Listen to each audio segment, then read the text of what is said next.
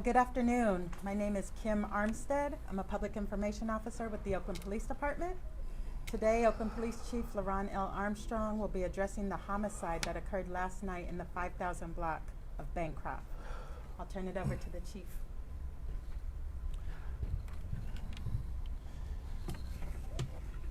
So just like I do at every press conference, unfortunately, 3 days ago, I believe it was, I had a press conference and we took 106 seconds for 106 victims.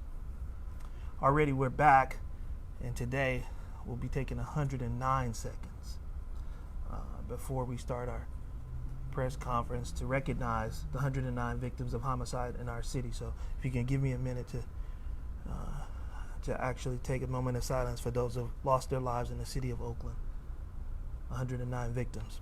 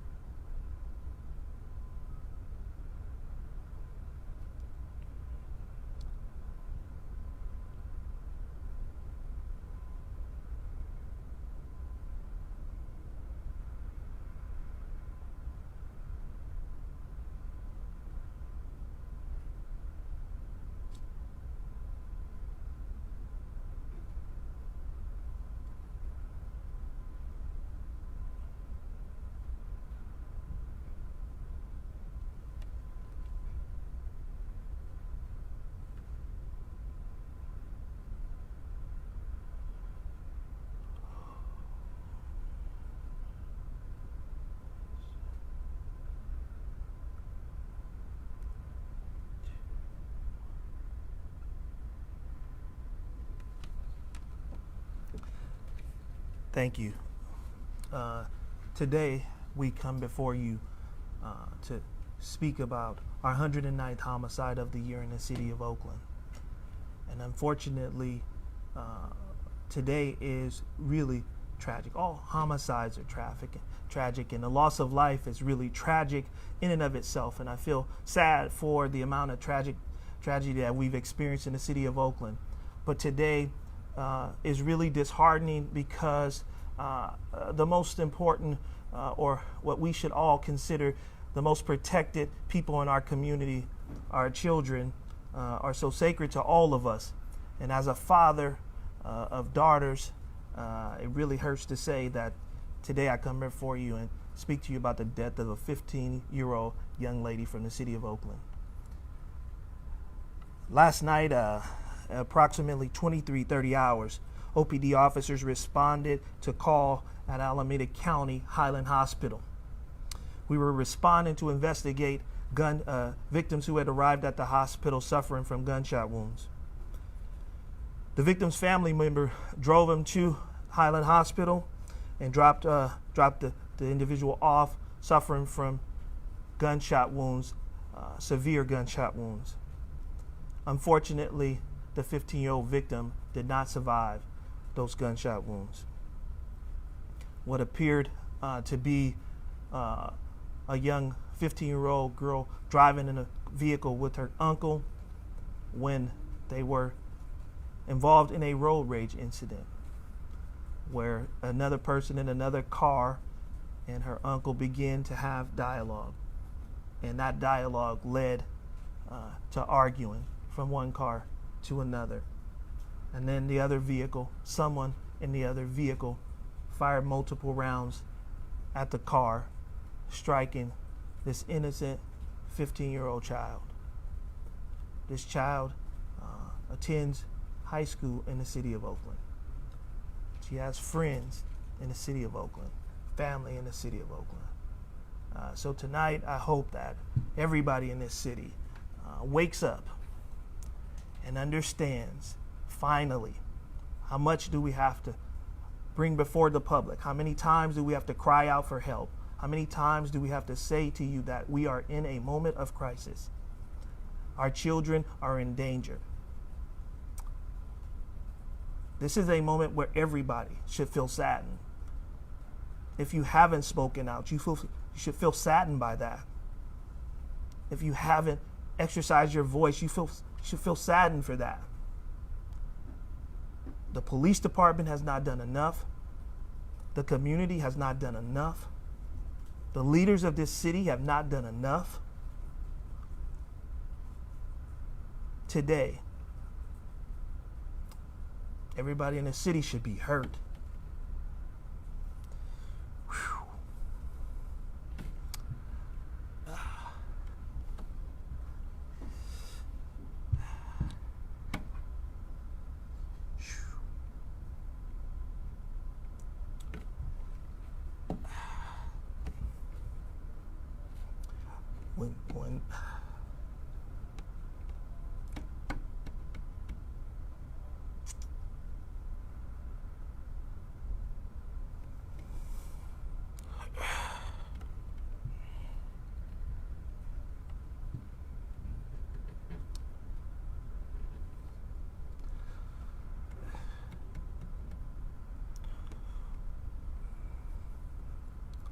When you have children, you understand. You understand when your kids leave home, you expect them to return safe. And so, in this moment, obviously, I feel the pain. I'm sure our entire community feels the pain. But let this be a calling to all of us. That we have to do something. We have to come together as a community to keep our children safe, to keep everybody within our community safe from the gun violence that all of us are being impacted by. I also this morning received an email from a community member. I receive emails very frequently from community members asking me what am I going to do to address gun violence in the city of Oakland. But this email today was unique. It was from a mother, a single mother with children, who actually included in that email, she included an audio of what she experienced last night, not related to the homicide, of what it was like for her and her children last night in East Oakland. That audio tape that she played showed 55 rounds being fired right in front of her home. And she told me in her email how much she was afraid. And in that moment when I listened to that email, I clearly could see the fear that her and her family was experiencing and why. It's unfortunate because she called and we weren't available to get there as soon as we could. But this is just one story of many that are being traumatized by the violence in this community. I plead with the members of this community to come together. We're not going to arrest our way out of this. This is really going to take a collaborative effort to ask people to put down the guns and stop causing so much hurt and pain in our community. With that, I'll take questions. Chief, you just said that this has to be a collaborative effort, that you're not going to rush your way out of this. Do you think it is fair to say, though, that if you had more officers at your disposal, that crime statistics would be going in the opposite direction? I think it's safe to say that if we had more resources, we probably could prevent more instances like this. I'd like to say that I believe we can arrest our way out of this because I believe that our only response shouldn't be to put people in jail. it's truly my hope that we can get to people who want or have some reason why they would want to pick up a gun and use it, and get them the support that they need before they do it. That's why the violence prevention programs that we fund in the city of Oakland, I think are good for our city. I think they're good for those that are in desperate need of that type of help. But I think there's a level of accountability that needs to exist as well for those that are not willing to accept that help, that want to continue to engage in that behavior. I really feel like in this moment, I think there's a need to have both, to have accountability, but you need resources in order to address this issue. It is widespread now. Every district in our city is being impacted. There's not one district in our city, all 5 districts, that has not seen a significant increase in homicides. That is something that we're trying to manage, and it's been really challenging. Chief, Yes, sir. what is your solve rate for homicides? Our homicide commander is here, and I can let him speak directly to our homicide solve rate if you like. You can do it now. So we had just last night, or actually this afternoon, we had double homicide charge, and so our numbers are obviously changing every day. But as it stands, on Monday we had over 40% solve rate for homicides year to date. Could we please have your name, sir? My name is Frederick, Frederick, Shavies, Shavies, and I'm the Oakland Police Department's Homicide Section Commander. I'm sorry, Frederick, did you say there's a double homicide this afternoon? There was a charging of a double homicide that had occurred in September. The suspect was arrested and charged with that crime. So we're still at 109 homicides. Yes. Any details about this car involved in this shooting? What you need to be on the lookout for? Do you have any suspects? We don't have any leads on suspects. We have a slight description of a car as an Acura. We are working diligently. Our investigators are going back out, around the clock now, looking for additional video that might help us identify that vehicle. Typically, we would hold on to the video when we do retrieve it. Once, in this case, this is critically important that we get that video out to the public as soon as we can. So as soon as we have that video in our hands, we will be releasing it to the public and asking for the public's help in identifying that vehicle. Chief, have you spoken to the young lady's family? How are they doing? I have not personally spoken to him. I will speak to the mother before today is over. She has been here at the department. Obviously, you cannot describe the level of grief. I did speak to my command staff today about their interaction with the mother this morning, and it is truly a tragedy, and we're all sad for her. And she was here, and obviously, like any mother who would have lost a 15-year-old child, she's devastated. So what is your response to the young woman, the email that you received this morning? What's your response? My response is my apologies. It is so difficult to hear stories like that, but also to hear a tape and know that people in our city are experiencing that. And this is not, according to her email, not the first time that she's experienced that. And so it is always sobering, if you would, to hear, to actually hear it in real time, what it sounds like, to have this happen right in front of your homes. I think we all sometimes lose sight of the fact that there are some people that live in a sense of fear every day, and this audio tape was that reality check. That's what it feels like to live in fear, and that's why some people live in fear. And it's unfortunate that in this city, this has not been something that we haven't gone all hands on deck. Everything should be focused around reducing homicides, reducing violent crime in this city. Yes. How many sworn officers would you like to see in OPD? Well, I think our authorized staffing is 792. We currently have 55 of those positions that are frozen through the budget. I think it's appropriate to say, I'd like to be at full staffing.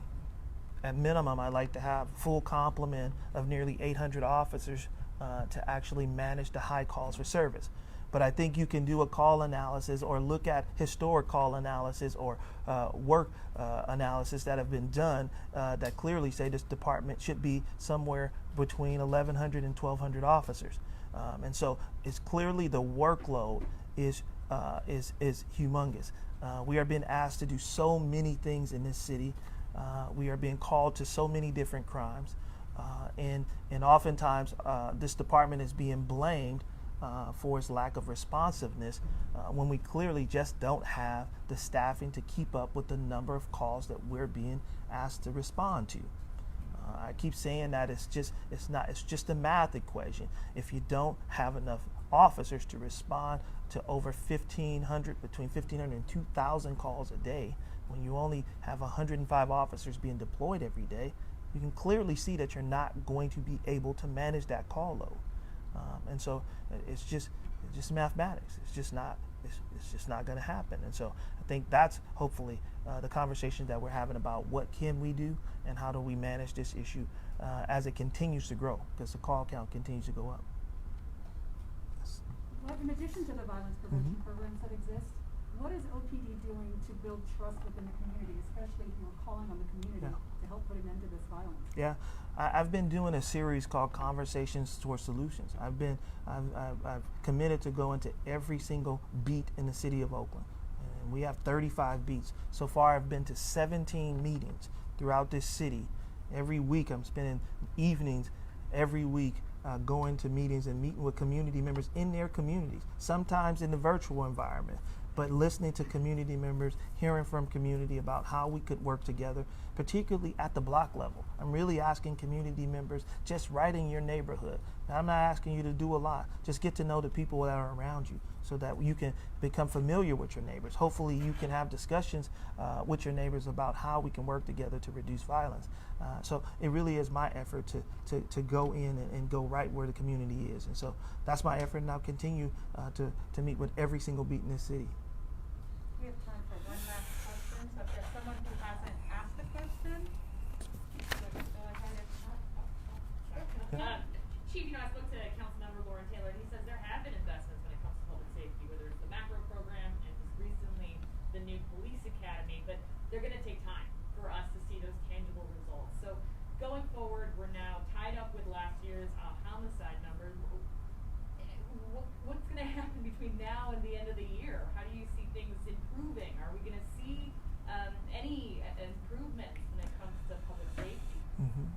We'll continue to do everything we can at the police department. I'll leverage every resource that we have. I've pulled officers from behind the desk and put them out into the streets.